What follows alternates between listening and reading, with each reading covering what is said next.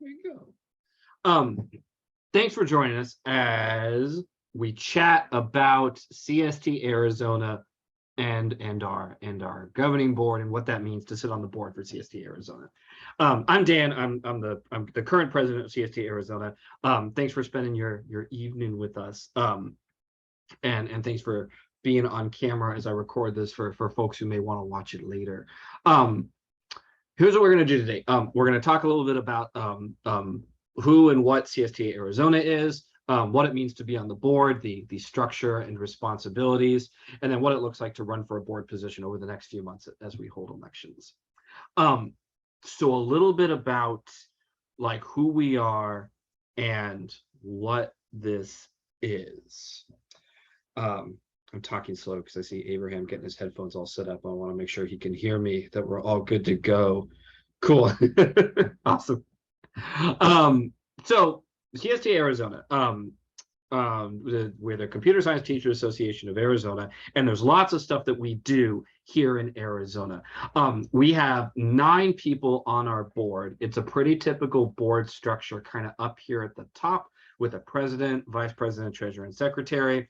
And then we have several directors down here at the bottom. We have our K-8 director, and then our different regional directors from Southern Arizona, Northern Arizona, and then 2 Central Arizona directors, because Central AZ is so large.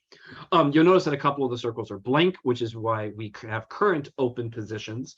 Some folks who were in here and then during the pandemic had to like resign for a variety of reasons. And so now this is our current board as it exists.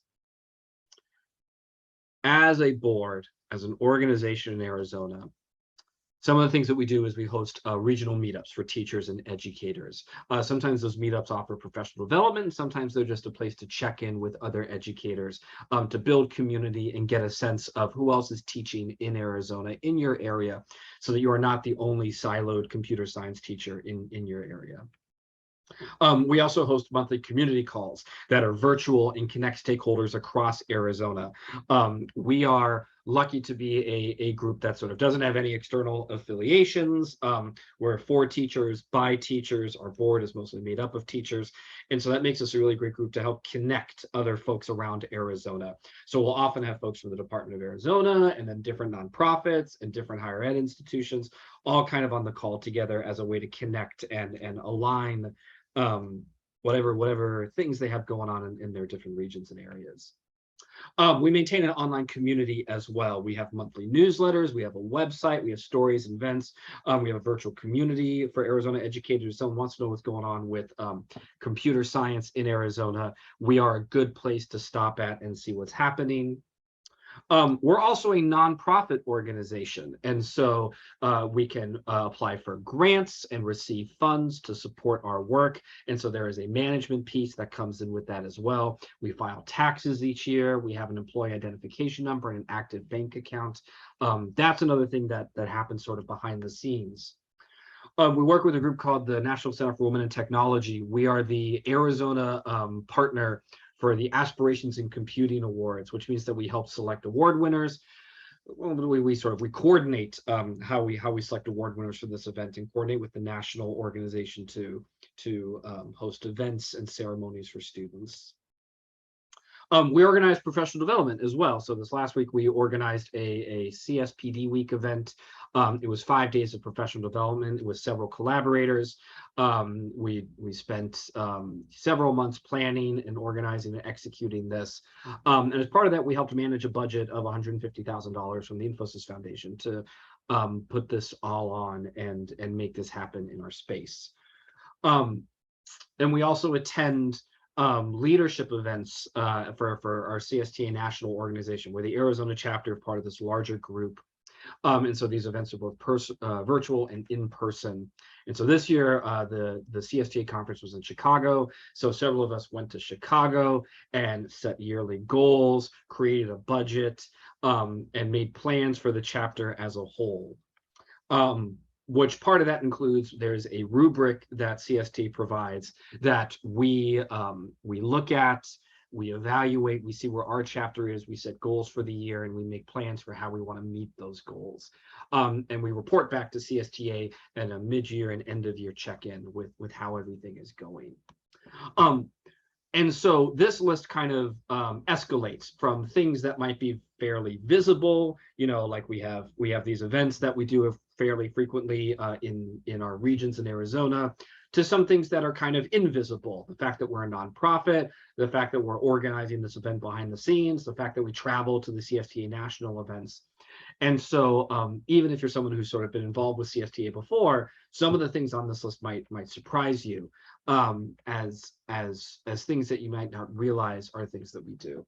So I invite you to share in the chat, what is something that surprised you on this list, or what is something that perhaps excites you that you noticed on this list? Feel free to add that to the chat if you're interested.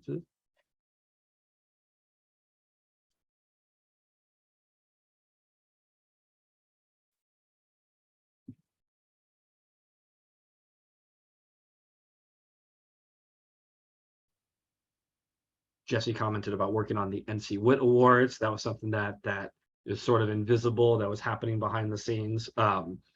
Jesse helped send out all of the awards to all of the different students. Yeah, there's sort of a lot going on behind the scenes with CSTA Arizona. I remember when I first started, I was surprised at how much coordination there was with the national organization.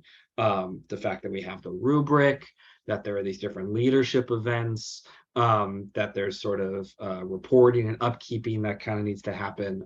Those were some things that were kind of surprising for me. Being on the board means that you can sort of take a leadership position and help with all of these different things that have been outlined here. And so the board itself is a community of folks who are here to sort of support that effort and collaborate to get these things done. But also the national organization has different opportunities and development and growth opportunities for folks who are on the board as well, which is super nice. As mentioned before, the board has sort of pretty traditional structure with president, vice president, secretary, and treasurer, and then these different regional and grade band directors, which for us are these regional folks, and then our grade band director, our K through 8 director. So this is a board of 9 people that helps make decisions, and we meet sort of quarterly as a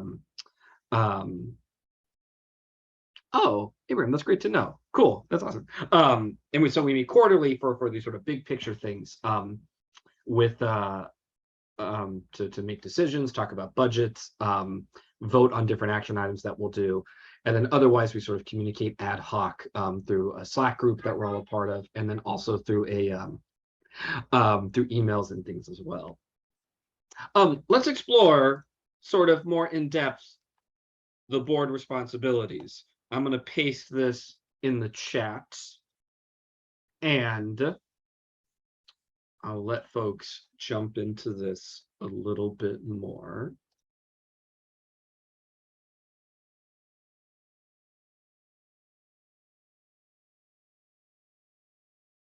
Cool. And so with each of these roles, there's sort of a question about like what distinguishes one versus the other. And what does it mean if you were to run for office and hold one of these positions? What would it mean for you, and what would be the expectations and the responsibilities? One thing that's sort of tricky about being on the CSTA board of directors is that it is all volunteer position. We are a group that's by teachers and for teachers. Most of the folks on the board are teachers themselves, but there are some things in this roles and responsibility that kind of go above and beyond the sake of teaching. It is a leadership and volunteer position. And so it's important that we feel it's important to sort of flesh out what those responsibilities looks like. So that's the goal of this doc, is to be very clear about if you were to take on a position on the board, what would be the expectations that you would sort of look into? And where are some of like the limitations of where that ends? So for example, we know that most folks are teachers and it's a volunteer position. So like, what does it mean when we say that you should plan to attend certain events? Or what does it mean if an event is contingent on funding? So those are like important things that we think are worth spelling out.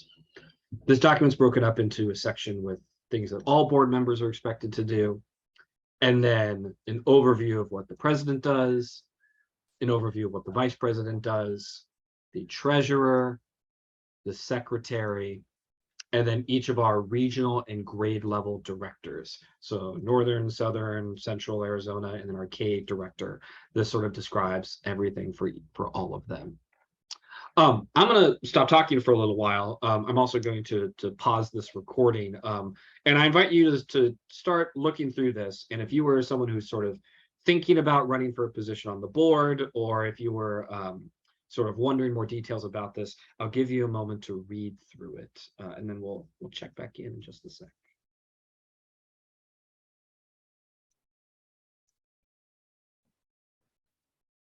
Very cool. So thanks for having a chance to kind of look over this document. I'm not going to read it word by word, but this has all of the things that one would need to kind of understand the different roles. Some things that kind of stand out to us, you know, it is sort of tiered in an interesting way. There's definitely a group of folks who have more responsibilities, especially tied to the nonprofit nature of our organization, tied to like external partners and communicating with all these folks who want to get involved with computer science in Arizona. And then there's sort of this tier of folks who like really connect with teachers, who really organize our local meetups, who really are a resource to folks sort of on the ground out there in the world. And so as you think about if you're interested in sort of running for the board and being on a position, sort of like these different types of responsibilities, whether that's being more involved at that sort of like local level with individual teachers, or being involved at this more systemic, you know, helping to plan CSPD week, helping to create these partnerships that spread computer science in Arizona. That's definitely something to think about when you think about what position you might want to apply for on the board. So speaking of which, running for a board position, here's what our timeline looks like. So right now we're in August. At the beginning of September, nominations will open. You can nominate yourself or you can nominate other people. If someone else, if you are nominated on behalf of someone else, or you nominate someone else, we confirm with that person or with you that you are interested in this position with everything that happens. In October, we collect some information from nominees and we release that out, some statements about like their history with computer science in Arizona, why they're interested in being on the board. And then in November, voting is open via a Google form. You have to be CSTA-Arizona chapter member to vote in the election. We tally up those votes, and then beginning of December, the winners are announced, and the board begins to transition, the current board passing off responsibilities onto the new elected members as well. And then at the start of the fiscal year, the new board begins their term. Terms are for 2 years. So if someone were to get elected, their next term would be up 2 years from then. We have different positions that get elected on alternating years. This year's kind of weird because of the pandemic. We didn't really have elections when we should have a couple of times. And so technically this year, every board position is up for election. And then moving forward, some of those positions will have a 2-year term, and some of those positions will have a 3-year term, just to get back into that cycle of every other year alternating elections. There's more information about that on our website that kind of gets into the details about that. It's a little footnote on how COVID sort of impacted our election cycle. But this is what that timeline looks like. And that's about it. Though the last thing that I'll kind of add is that we are all information about elections. You know, we have our website that has our events and information and what's happening in Arizona. And in this About Us section, there's this election information. And this is the part that has a link to that document that we just posted. Has the election cycle, the folks on even numbered years and odd numbered years. Here's that timeline. And then more updates will get posted on this page as they come out. So that's the information about elections. I will go ahead and pause the recording if you have any sort of like specific questions. But that's sort of the end of my spiel. For those watching at home, thanks for watching. I'm going to stop the recording.